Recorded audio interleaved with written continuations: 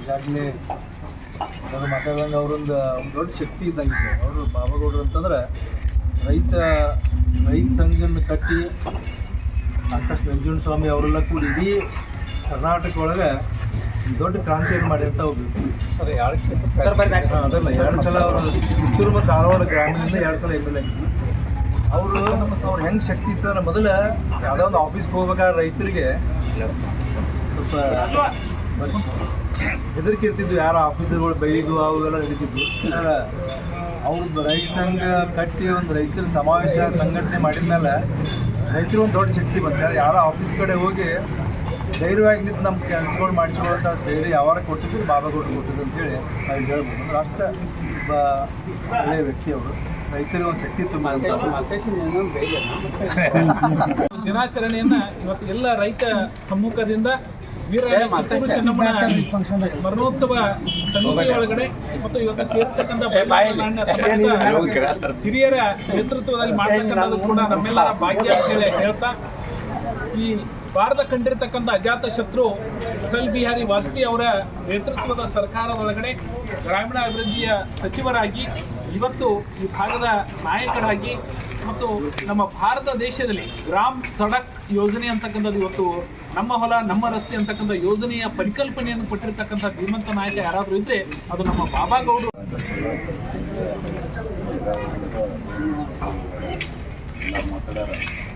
ಅವ್ರ ಬಗ್ಗೆ ನಾವು ಕೇಳಿದ್ದಂದ್ರೆ ಏನಂದರೆ, ಕೇಂದ್ರ ಮಂತ್ರಿ ಆದಾಗ ನಮ್ಮ ಸರು ಇದ್ದಾಗ ಊರು ಬಂದಿರೋದು ಅಗೇಡಿ ಬಂದಾಗ ಬನ್ನಿ ನಾವು ರಾಮ ಬನ್ನಿ ಹೊಳೆ ಬನ್ನಿ ಊಟ ಆಗ್ತಾರಂತ. ಹೊರಗೆ ಸೆಕ್ಯೂರಿಟಿದವರೆಲ್ಲ ನೀವೆಲ್ಲ ಮಾಡಬಾರ್ದು. ಇಲ್ಪ ನಾ ರೈತನ ಮಗ, ರೈತಕ್ಕೆ ನಾ ಮಾಡಬಾರ್ದು, ಇನ್ಯಾರು ಮಾಡೋರು ಅಂತ ಅಂದಿದ್ರು. ಅಂದರೆ ಒಂದು ಚುನಾವಣೆಯಿಂದ ಇವತ್ತು ಬೈಲಂಗಲದೊಳಗಡೆ ಆಚರಣೆ ಮಾಡಬೇಕು ಅನ್ನುವಂಥ ವಿಚಾರಣೆಗೋಸ್ಕರವಾಗಿ ಹಿಂದೆ ಕೂಡ ಶತಮಾನೋತ್ಸವ ಅಂದರೆ ದ್ವಿಶತಮಾನೋತ್ಸವ 200ನೇ ವಿಜಯೋತ್ಸವದೊಳಗಡೆ ನಾವೆಲ್ಲರೂ ಕೂಡ ಬೈಲಂಗಲದೊಳಗಡೆ ಕೂಡ ಆಚರಣೆ ಮಾಡಬೇಕಂತಕ್ಕಂಥ ವಿಚಾರದೊಳಗಡೆ ಮಾಡಿದ್ದೀವಿ.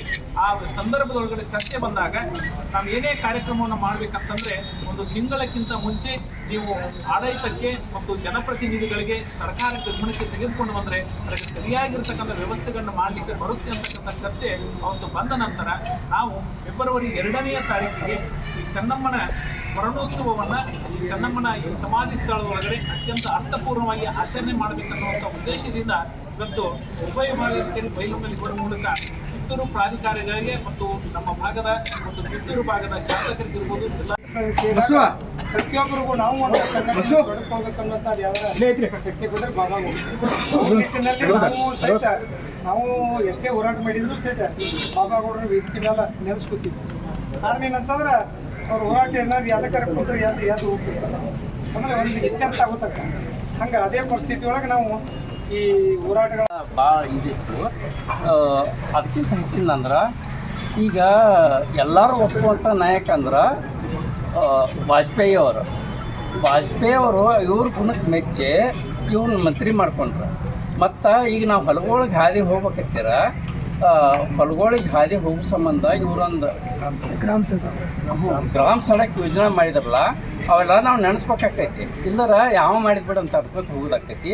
ಅದಕ್ಕೆ ಇಂಥವೆಲ್ಲ ಅವರು ಆದರ್ಶಗಳನ್ನ ನಾವು ನೆನೆಸ್ ಉಪಸ್ಥಿತರಿರುವಂಥ ಎಲ್ಲ ಗೌರವಿತ ಗಣ್ಯಮಾನ್ಯರೇ, ಪತ್ರಿಕಾ ಮಾಧ್ಯಮದವರೇ, ಇದು ಚೆನ್ನಮ್ಮನ ನಾಡು. ಚೆನ್ನಮ್ಮನಿಗೆ ನಾವು ಗೌರವ ಕೊಡುವಂಥ ಕೆಲಸ ಆಗಬೇಕು. ಆ ನಿಟ್ಟಿನೊಳಗೆ ಸರ್ಕಾರ ಕೆಲಸವನ್ನು ಮಾಡಬೇಕು. ಯಾವ ರೀತಿ ಕಿತ್ತೂರಿನಲ್ಲಿ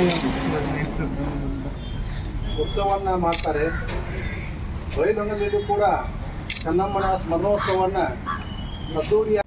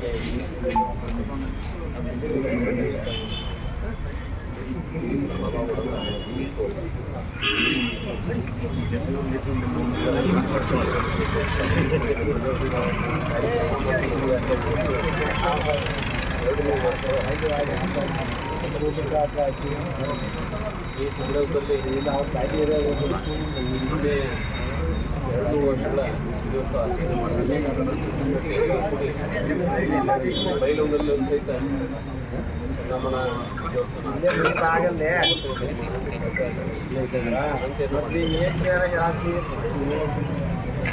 ಅವತ್ತಿನ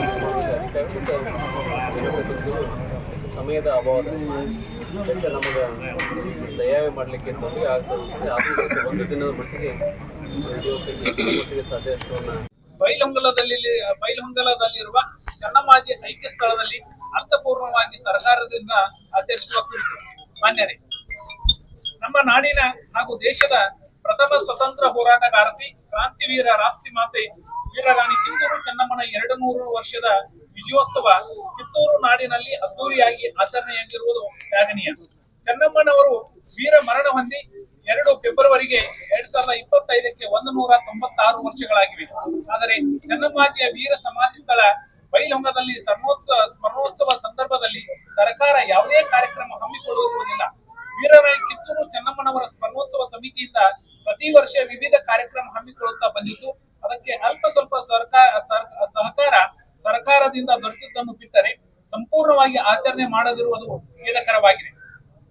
ಆದ್ದರಿಂದ ಫೆಬ್ರವರಿ 2ರಂದು ಬೈಲಹೊಂಗಲದಲ್ಲಿರುವ ಕಿತ್ತೂರು ಚೆನ್ನಮ್ಮನ ಐಕ್ಯ ಸ್ಥಳದ ಮುಂದೆ ನಡೆಯುವ ಹಾಗೂ ಐಕ್ಯ ಜ್ಯೋತಿ ಯಾತ್ರೆಯನ್ನು ಸರ್ಕಾರ ಸಂಪೂರ್ಣವಾಗಿ ತೆಗೆದುಕೊಂಡು ಆಚರಣೆ ಮಾಡಬೇಕೆಂದು ಕೋರುತ್ತೇವೆ. ಈ ನಿಮಿತ್ತ ಸರ್ಕಾರ ಮಾಡಬೇಕಾದ ಕಾರ್ಯಗಳನ್ನು ಪಟ್ಟಿ ಮಾಡಲಾಗಿದೆ. 1. ಫೆಬ್ರವರಿ 1ರಂದೇ ಚೆನ್ನಮ್ಮನ ಐಕ್ಯ ಸ್ಥಳ ಹಾಗೂ ಚೆನ್ನಮ್ಮನವರ ಅಶ್ವಾರೂಢ ಮೂರ್ತಿಯನ್ನು ಸ್ವಚ್ಛಗೊಳಿಸಿ ಅಲಂಕಾರಗೊಳಿಸುವುದು. ಫೆಬ್ರವರಿ 2ರಂದು ಬೆಳಗ್ಗೆ ಐಕ್ಯ ಸ್ಥಾನದಿಂದ ಐಕ್ಯ ಜ್ಯೋತಿ ತರಲು ವಿಜಯೋತ್ಸವ ಇರುವ ಜ್ಯೋತಿಯನ್ನು ವಾಹನ ಕಲ್ಪಿಸಬೇಕು. ಬೆಳಿಗ್ಗೆ 10:30ಕ್ಕೆ ವೀರರಾಣಿ ಚೆನ್ನಮ್ಮನವರ ಜನ್ಮಸ್ಥಳ ಕಾಂತಿಯಲ್ಲಿ ವೀರಮಾತೆಯ ಮೂರ್ತಿಯನ್ನು ನಾನು ಹೇಳ್ತೇನೆ. ವಿವೇಕಾಚಾರ್ಯ ಅವರು ಬಾಬಾಗೌಡರು ಕುಂತು ಮಾತಾಡ್ರಿ. ಇವತ್ತು ಬಾಬಾಗೌಡರ ಪುಣ್ಯ ಸ್ಮರಣೆ ನಿಮಿತ್ತ ಇವತ್ತಿನ ಒಂದು ಅವ್ರ ಬಗ್ಗೆ ಹೇಳಬೇಕಾದ್ರೆ ಭಾಳ ಪ್ರಾಮಾಣಿಕವಾಗಿ ಮಾಡಿದ್ರು. ಅವರು ಒಮ್ಮೆ ಭಾಷಣದೊಳಗೆ